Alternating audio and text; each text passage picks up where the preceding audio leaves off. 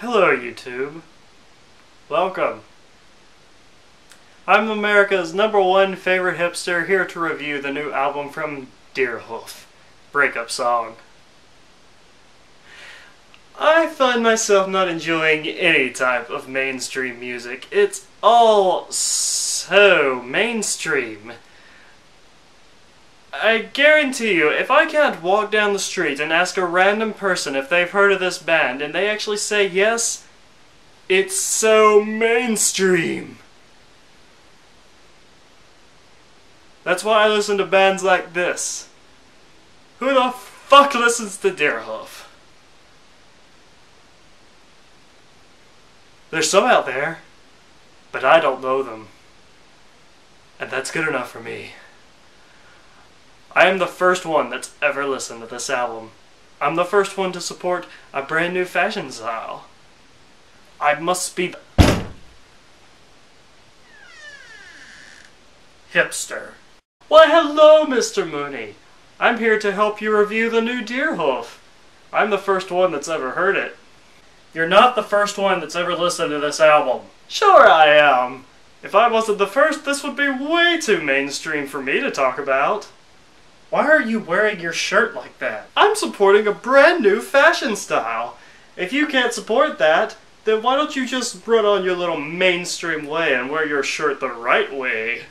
You're not the first one to start everything. Get out of here. Fine, I'll leave you, good sir, to review one of the greatest albums of this year. Yeah, that's good, and you better not come back. Hi, YouTube. Yes, I'm here to talk about the new Deerhoof album because I find it to be pretty enjoyable. And yes, I haven't really listened to this band apart from a few other tracks off of older albums of theirs. And the reason for that is, they're an experimental indie rock band and stuff that they've done before has never really appealed to me. I listened to this, I thought it was pretty enjoyable, so I'm here to talk to you about it. And I'm not letting some stupid ass hipster tell me how to review something. Fuck you, good sir. Now, like I said before, this is an experimental indie rock group, and stuff that they've made in the past has never really appealed to me. It was just not interesting enough. This album here is pretty, has a nice variation of different sounds to it. There's a whole lot of moments on this album where the tempo will be one thing for 1 minute and then it'll speed up all of a sudden. There's a lot of different instruments and a whole lot of different sounds, and the way that they're placed just makes for such good songs. I found some beats on this album to be actually very infectious, and I also found the vocals to be very unique. The lead woman of this band has a very unique voice. It sounds almost very childish. Anthony Fantano put it right in his review of this album. It sounds like children's songs for adults. So I find the vocals to be very unique, and there's also a moment in the opening track where she sounds a whole lot like Yoko Ono on one of the main phrases of the song. It's really interesting, actually. The lyrics can also be pretty simple in this album, presenting maybe like a sentence and then one other word, and that would be the whole song. It's just mixed in with one another. This album isn't very long either. It's about 30 minutes long, and the track lengths are about 2 to 3 minutes, with one song being under 2 minutes long. There are some very, very crazy sounds on this album, and it's very noisy as well. There's a tad bit of a noise rock influence on this album, almost sleigh bells-ish. Though one of the main differences is that Deerhoof seems to have a whole lot more instrumentation going into their noise rock style, as when Sleigh Bells kind of has just very, very, very loud and fuzzy guitars. I'm not saying one is better than the other.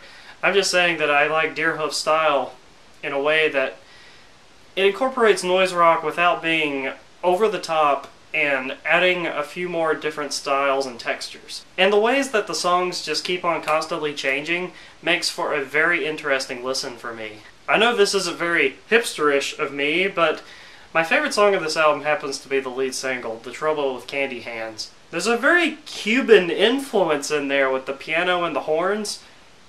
I think it's really cool. Another favorite song of mine on this album is There's That Grin, track number 2. I love the drum beat on this song, and it's a very simple lyric. There's that grin, don't make me fall in love with you again. The whole song follows around that one phrase, and the drums are just really good in this track, and I love it. A lot of people aren't going to like this album. I will be frank, some will find some of the sounds a little bit disturbing and a little bit ear-crunching. There's a moment of some really bad guitar feedback on track number 3 where it just kind of pierces your ears, it's so high-pitched. And even I can say that I'm not a huge fan of that because it does kind of grind on the ears for a little while. But overall, I found this to be a very fun listen. Does it make one of my favorite albums of the year? Probably not, but it's a nice little treat to just, if you want to hear something different every now and then. So I think I might try to pick this one up. I don't consider myself a Deerhoof fan, and I don't think I ever will, but this one grabbed a hold of me. I had fun listening to this, so yeah, I'm going to pick this up, I think. I'm going to give this album a good 8 out of 10, honestly. I have fun with it, and I can't really explain why. Mr. Mooney 1235. I'll see you guys later.